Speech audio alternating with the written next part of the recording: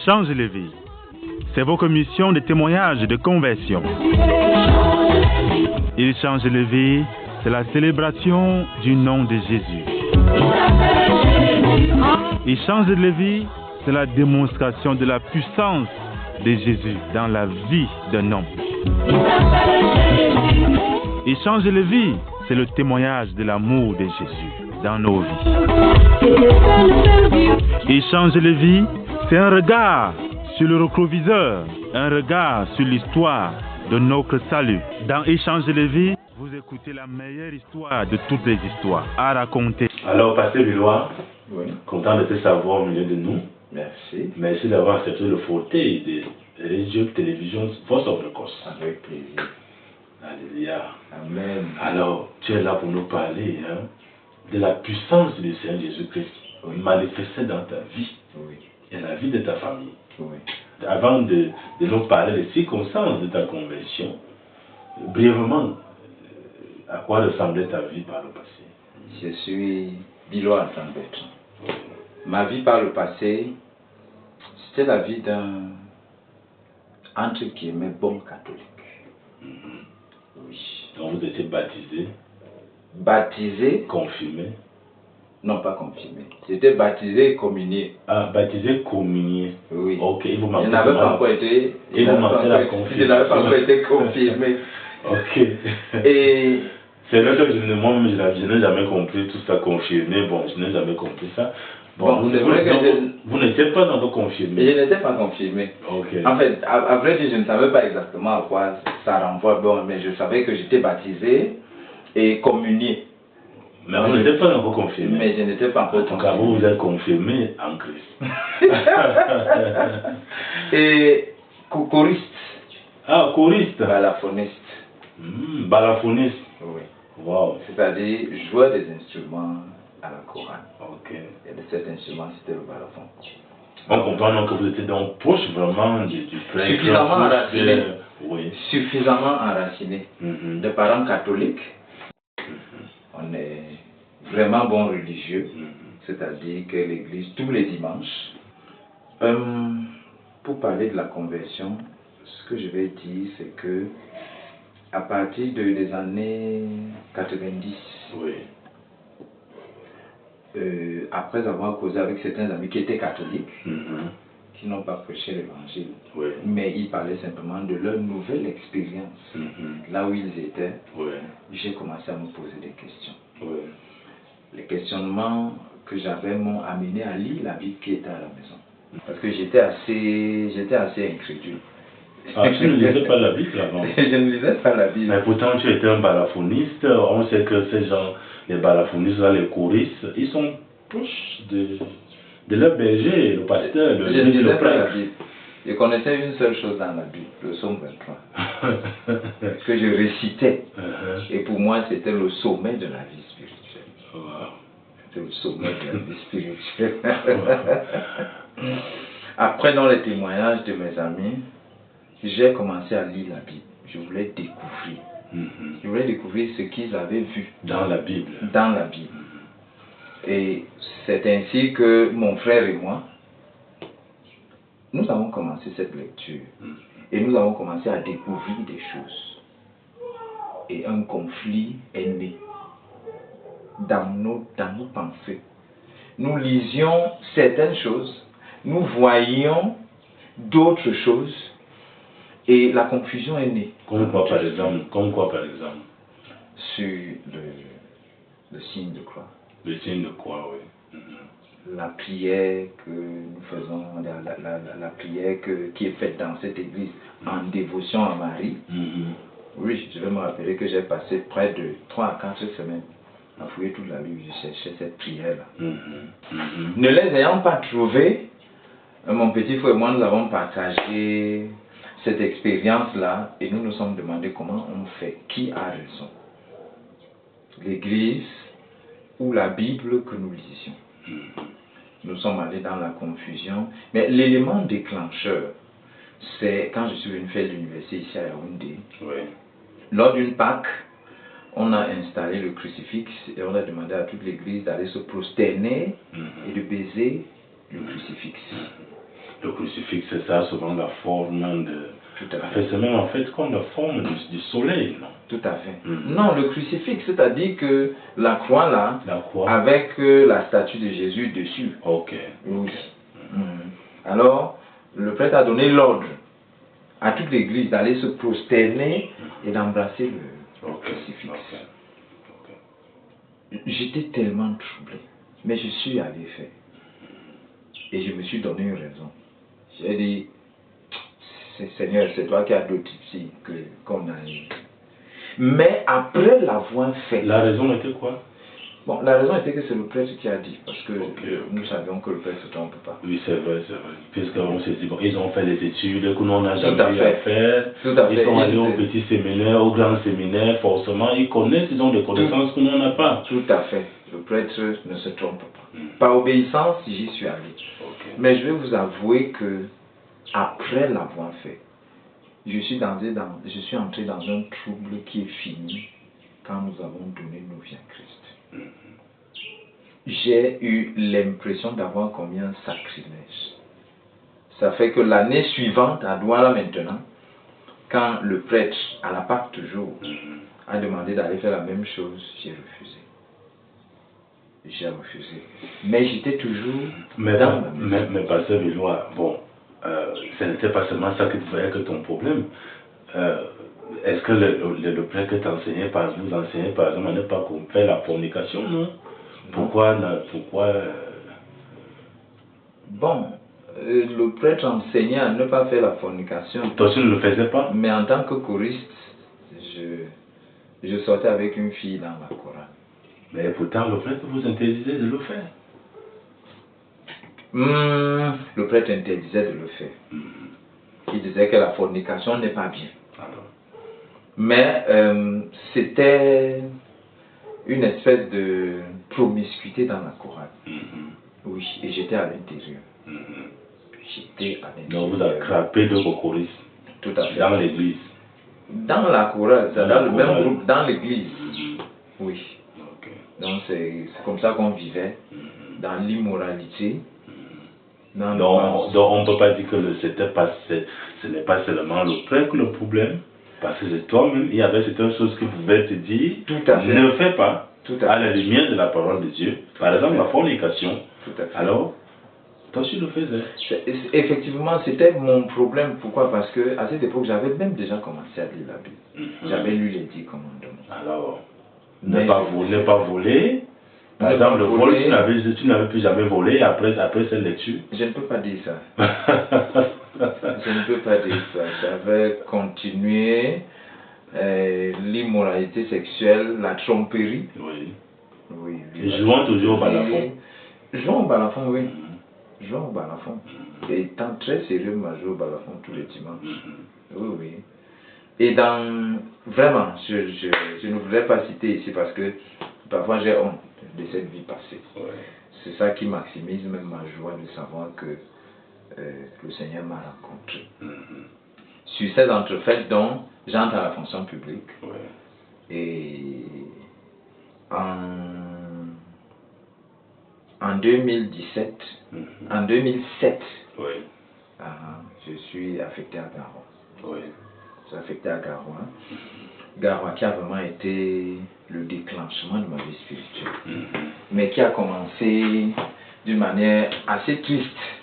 Parce qu'à cette époque-là, les restes d'une sainte, comme on les appelle dans l'église catholique, devaient faire le tour du monde. Oui. Oui.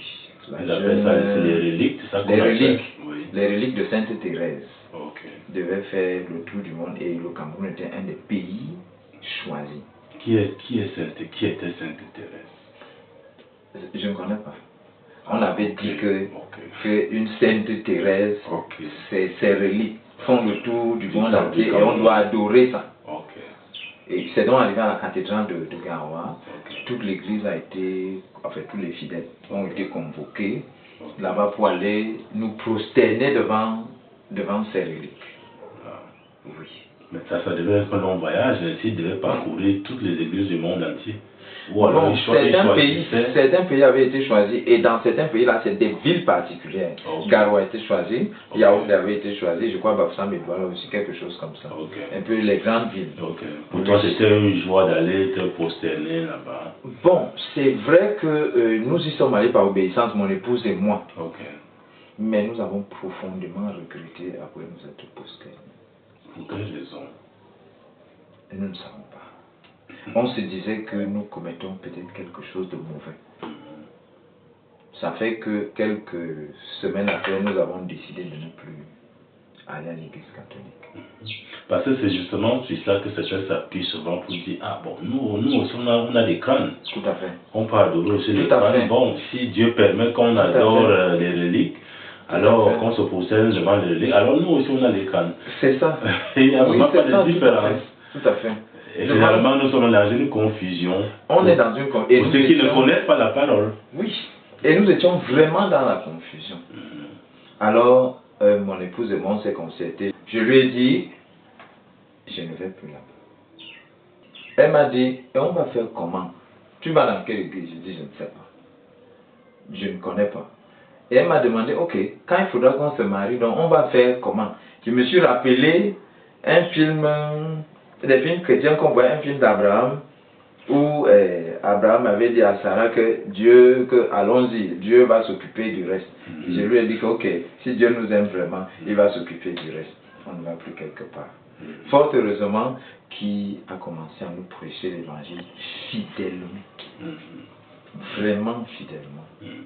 Mais c'est vrai que nous avons longtemps résisté. À tel point qu'il est venu un soir, il a dit, ok, voisin, je crois que après tout ce qu'on a partagé, il est temps de donner ta vie à Christ. Il est temps que vous donniez vos vies à Christ, ta femme et toi. Et je me suis fâché. Je lui ai demandé donner sa vie à Christ, ça veut dire quoi? Moi, je ne veux pas donner ma vie à Christ, ça signifie quoi? Est-ce que je ne suis pas croyant? Il m'a dit, où est ta femme? J'ai dit, elle est dans la chambre. Fais-la venir. Il dit que comment? Elle est en train de lire. Je la fais venir pourquoi? J'ai répondu avec assez de résistance. Mais aujourd'hui, je comprends que le Seigneur avait son chemin. Puisque quelque temps après, pendant que j'allais inscrire les enfants à l'école et que j'étais le secrétaire général de l'association des parents d'élèves, le frère Jonas Yongwa, qui était aussi un des parents d'élèves, a déposé sa candidature pour être le président de l'association des parents d'élèves. C'est comme ça qu'il a gagné. Mais quelque chose m'avait marqué. C'est qu'il parlait bizarrement. Il parlait bizarrement pour moi.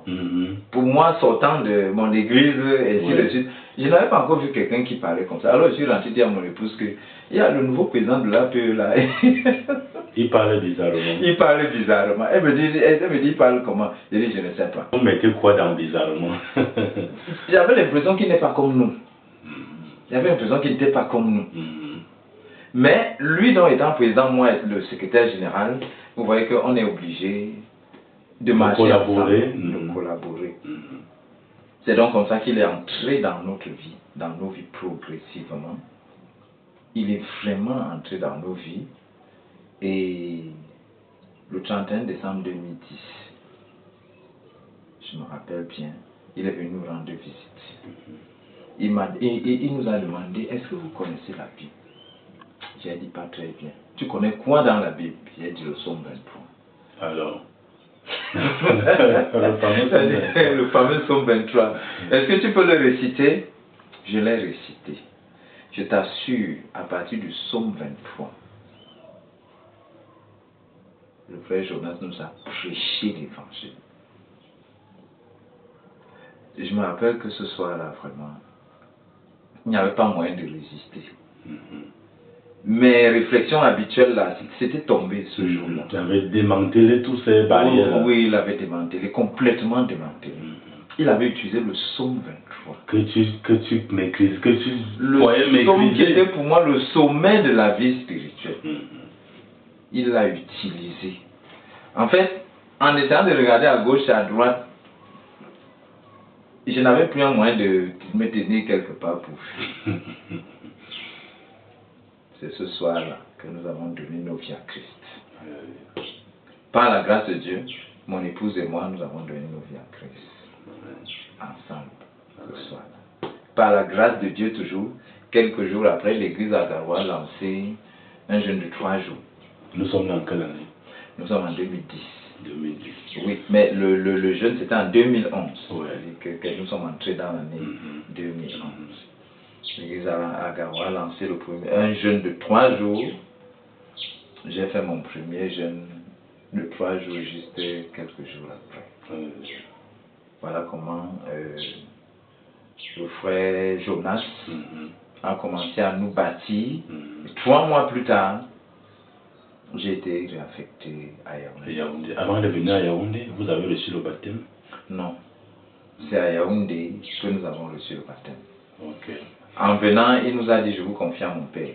Okay. Il nous a confié au pasteur Jacques Lugan. Oui. Maintenant, quand vous faites cette prière de repentance, lorsque vous décidez de donner finalement vos vies à Jésus, oui. Qu'est-ce qui change après? Qu'est-ce que tu réalises après? Est-ce qu'il y a eu quelque chose qui a changé? Oui, la paix. Oui, la paix, une espèce de paix. C'est-à-dire qu'une paix et une joie surtout. Oui, la paix et la joie. On voulait être famille, les frères, on voulait les entendre parler. Et quelques jours après, le pasteur Paul Vélo, oui, il avait prêché un dimanche. Cette fois-là, je me suis levé encore. Et je suis allé devant donner ma vie à Christ. Une paix, parce que nous étions vraiment dans des problèmes avec la sœur. On n'arrivait pas à résoudre des problèmes. Avec ton épouse? Oui, on n'arrivait pas à résoudre ces problèmes. En matière d'argent, on utilisait l'argent d'une manière vraiment... C'était lamentable. Avant la fin du mois, parfois, je cherchais à m'endetter. Oui, alors que tu étais un fonctionnaire? Oui, avec un salaire qui me suffisait largement, bien largement. Mais avant la fin du mois, je cherchais à m'endetter. Oui. Je me suis vu, j'étais dans une association avec mes collègues. En fait, je suis juste sorti de l'association. Et notre vie a changé. Une meilleure organisation de l'argent, une paix intérieure et une relation améliorée avec mon épouse. C'est à cette époque que nous avons commencé à avoir des liens beaucoup plus forts. Et avec l'aide du frère Jonas, nous avons commencé à comprendre ce que signifie être chrétien. Parce que le frère Jonas, il me surprenait par quelque chose. Il avait une relation particulière avec son épouse. Et moi, je rentrais toujours dire à ma femme, mais le type, s'il se comporte avec sa femme, il dit qu'il rentre. Quand il lui reste 100 francs, il achète une mangue. Il attache ça sur la moto comme un cadeau précieux pour aller offrir ça à sa femme. C'est quelle qualité de chose ça? Et je n'avais pas compris. Devenu chrétien, j'ai compris. J'ai compris. Nous sommes entrés dans cette paix-là.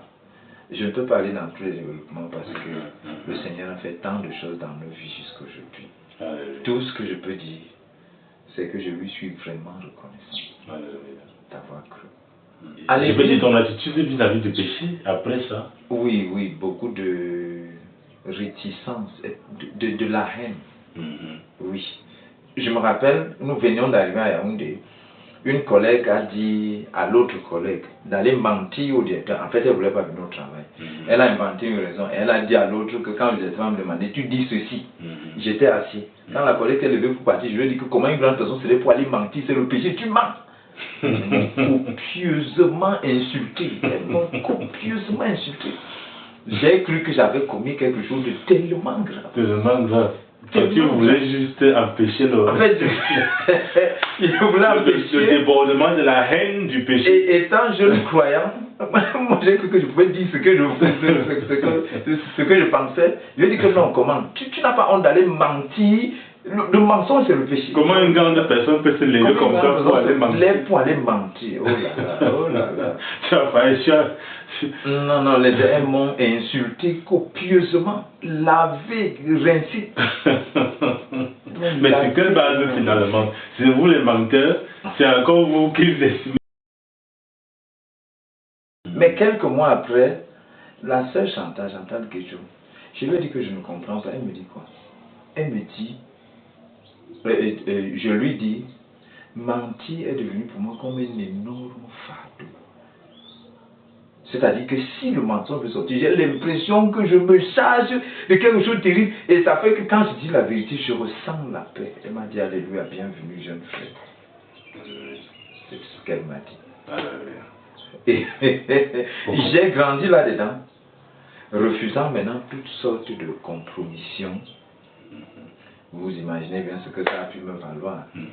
Même jusqu'aujourd'hui même, avec vos collègues. Oui. Les collègues m'ont mis carrément à part. Je suis devenu... un grec. Oui, un traître. C'est-à-dire, j'étais mis à part. Aujourd'hui, la situation a un peu changé parce que, à plusieurs reprises, j'ai dû gérer l'argent du directeur de la direction d'une manière qui l'a tellement surpris, de sorte que c'est quelque chose que je continue à faire jusqu'aujourd'hui. Il a confiance. Mais pour les autres choses, je suis un ennemi.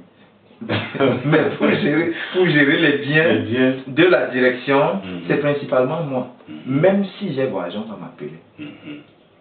Même si j'ai voyagé, on va m'appeler. On sait que tu es intègre. On sait que je vais le faire et bien, et que je vais rendre compte d'une manière qui satisfait tout le monde. Mais ailleurs, on sait que tu peux être un blocage. Oui, on sait que je suis un blocage. Quand ils veulent faire certaines choses, ils me mettent complètement de côté. Oui, ils ne veulent pas me sentir. On met le problème de côté. Non, on met le problème de côté. Maintenant, quand ils savent qu'eux, ils peuvent avoir un problème, c'est dans la gestion des ressources, on appelle le problème pour venir résoudre. Bon, en fait, ils savent quand tu peux être la solution. C'est ça. Ils savent quand tu peux être un problème. Mais en réalité, tu es la solution. Tout à fait. Tous ceux qui sont en Christ sont la solution. Tout à fait. Ils savent que si tu es là-bas, c'est la lumière. Les gens peuvent faire le noir pour faire les choses qui ne sont pas claires. Tout à fait.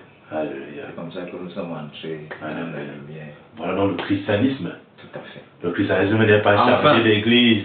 Oh, certains vont dire non, une église, je suis dans une nouvelle église, j'ai changé d'église, comme certains disent là dehors, non, il est ancré dans une nouvelle église, c'est la vie. C'est ça, et par rapport à changer d'église, quand je témoigne souvent, je dis souvent à ceux à qui je prêche, les jeunes croyants, je leur dis personne ne m'a demandé de sortir de l'église. En tout cas, là où tu étais avant. Le fardeau m'a fait partie. Parce que j'étais mal à l'aise. Je marche tête haute. Alléluia. Un homme libéré. Un homme libéré. Et libre. Et libre.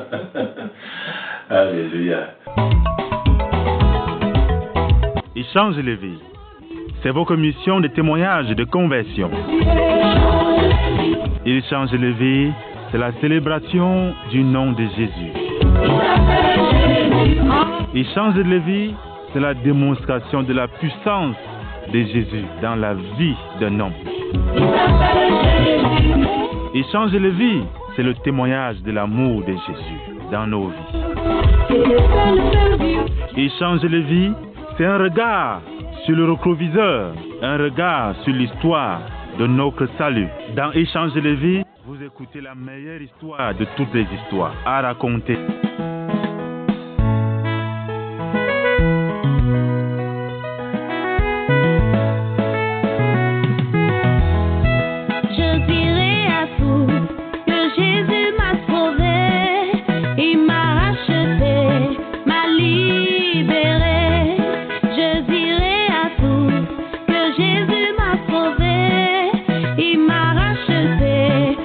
Libéré, oh oui.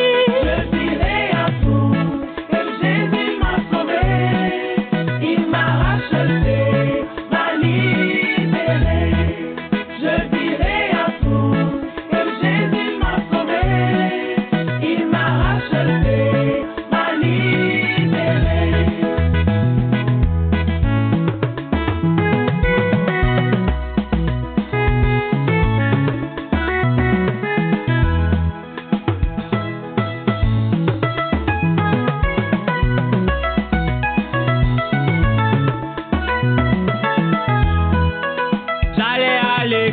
l'église, mais sans avoir Jésus, le cœur plein de haine et d'amertume, et ma conscience me troublait chaque jour, esclave du mensonge, de l'immoralité. J'étais religieux et non un chrétien, jusqu'au jour où j'ai rencontré Jésus. Je me suis repenti de tous mes péchés. Il m'a donné son amour et sa joie. Alors aujourd'hui, pourquoi ne pas le louer? Dire à tout le monde que seul Jésus sauve. Merci d'avoir écouté ce programme. Merci d'avoir écouté Échanger les vies. Tu n'as pas encore reçu le Seigneur Jésus-Christ dans ta vie, c'est le moment. N'hésite pas. Cette histoire que tu as écoutée, c'est une histoire qui parle de la puissance de Jésus-Christ dans la vie de tous ceux-là qui désirent commencer avec lui. Est-ce que tu veux commencer avec le Seigneur Jésus-Christ? Est-ce que tu es fatigué de tes péchés? Est-ce que tu es fatigué du mensonge? Est-ce que tu es fatigué des vols? Est-ce que tu es fatigué de crier en classe? Est-ce que tu n'es pas fatigué de vivre dans la fausseté? N'es-tu pas fatigué de chercher les femmes de Clouy? N'es-tu pas fatigué de la fornication, du vol? Oui, dans ton église, on te dit que tu peux venir, malgré ta vie de fornication. Tu fais dans les vies, on reste. C'est en fait les vies, on pêche. Tu vis avec cela qu'on appelle petit ami. Ce n'est pas ton petit ami, c'est ton petit ennemi. Un ami, c'est celui-là qui désire le bien, non seulement de ton corps, mais également le bien de ton âme. Donc pas avec ton petit ami. Tu habites avec ton petit ennemi. Mon cher ami, veux-tu commencer avec le Seigneur Jésus-Christ? Prends un cahier ou des formats. Commence à écrire tes péchés. Tu les connais. Écris-les sur un bout de papier. En les écrivant, tu seras en train de voir ton cœur comme Dieu voit ton cœur. Oui, tu seras en train de voir ton cœur comme Dieu le voit. Après avoir écrit, si tu es vraiment sérieux, tu verras une tristesse dans ton cœur. Alors répands-toi et demande à Dieu de te pardonner et de venir dans ton cœur, de te donner la puissance et de te donner la puissance de devenir son enfant.